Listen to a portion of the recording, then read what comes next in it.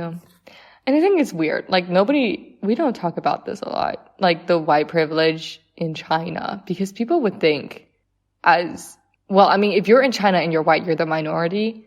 But then still they have a lot more privilege than... It's weird because, I've got a friend from Australia who was like, I dealt with a lot of the same stuff you did, Bryce. And I was like, I never really thought about that before. I suppose it depends. You remember, you ever see billboards of Cameron? I'm sorry, what?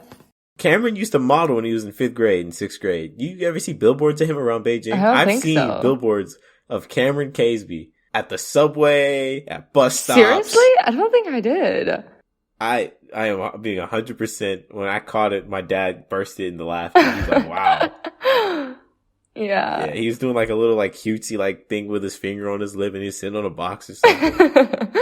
This was hilarious. Oh man. Yeah, you see, this is what I mean. And like, you wouldn't expect it because you're not in like a white dominated society. But then like westernization is something that's so serious and people don't realize it. Like, I mean, even from like beauty standards, you know, like all the makeup and all the trends and everything. I mean, now it's a lot better. I will say Beijing and like Shanghai have their own sense of style that's unique to them. And it's really cool. Yeah, that's true. That's very true. Yeah. I always thought it was so interesting. Like, I mean, I'm going to be honest. I still get mad when people are like, yeah, no, you're white. I still get mad. I'm like, you are white, Luna. No, you are white. When people are like, no, but you're like white. You talk like you're white. And I'm like, but I'm not. Oh, you talk. I've gotten that too. I've gotten you talk white. Yeah. But from black people, which is pretty funny. No, but also because like I am half white. So when I try to defend myself, I'm like, well, I can't. You know, like I'm not exactly in the right. Also, well, you're only half right about that one. But a 50% is a fail, so you are wrong. No, it's really weird. Like, man, I don't know. I mean, I haven't really spoken to another mixed race person who's in this position, other than my sister, but she doesn't really think about this, I think. So, I don't know. Oh, wow. Huh. A bunch of my friends back at BCS are mixed. I never Yeah. Huh. Because if you're mixed, I never applied this perspective to them. I mean, if you're mixed in China, you are white. You are not Chinese. You are not considered. Like, you will always get the, where are you from? China. No. Like, rarely, where are you from? You know, it's like the reverse of, oh God, no, this is like really tone deaf, trying to compare people, like minorities and like, no, this is really tone deaf. No, where are you from though? No, this is really tone deaf.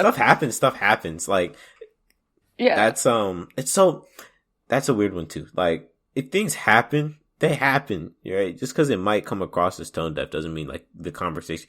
If we live in as a liberal, Luna, if you agree with the stance, what's the specific wording for the stance that liberals take? That your story matters.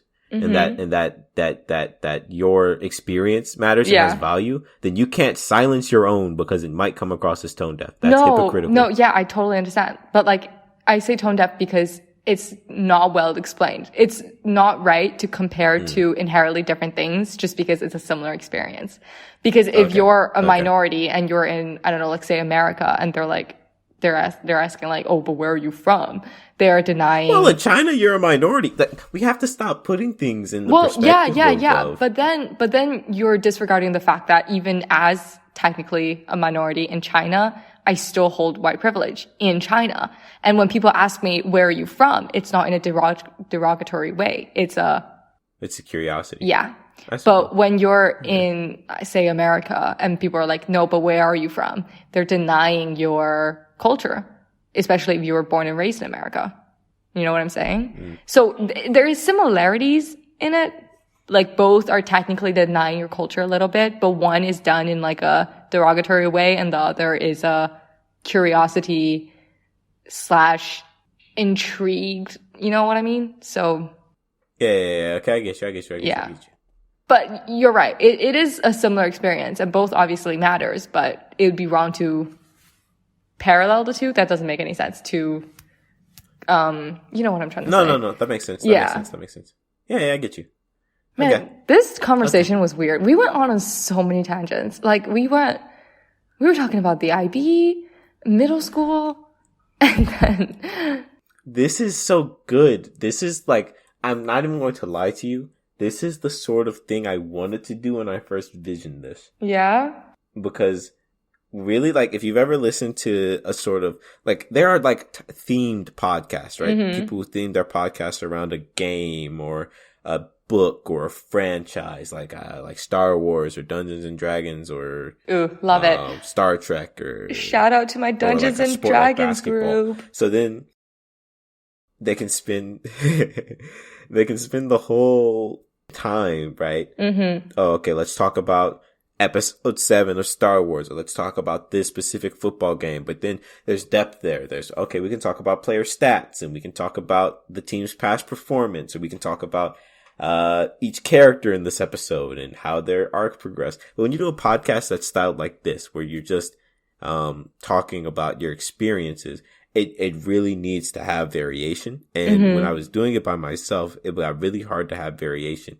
And when I was recording with certain people, it got really hard to have variation. But we spent roughly 40 minutes on our schooling and now almost 35 minutes talking about culture. And like, I think that's perfect because now there's something where like, it's diverse enough where like, as one topic becomes too saturated, bam, here's another one.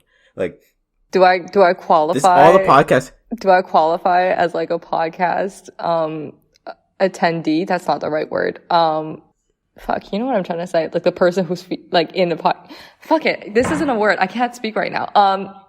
A podcast. I don't know what the label podcaster? is for someone who does podcast. Possibly. I don't know, but like this is so good. I'm really enjoying this one because I'm finally able to do the thing that I couldn't do on 9 other episodes. You know, like this is like, what I was trying to say. Like when I listen to your podcast, it just feels like we're chatting. Cause it's just something like, I feel like things that we would talk about and like minus my input and my like interruptions. You know what I mean? So this like literally our whole conversation right now just felt like our average call, you know? Like it works so well. Yeah. If you've ever seen, like, a lot of the podcasts I watch, right? I watch the H3 podcast, which is literally, like, H3, if you don't know him, he's a huge YouTuber. His wife and, like a couple of their, like, you know, colleagues.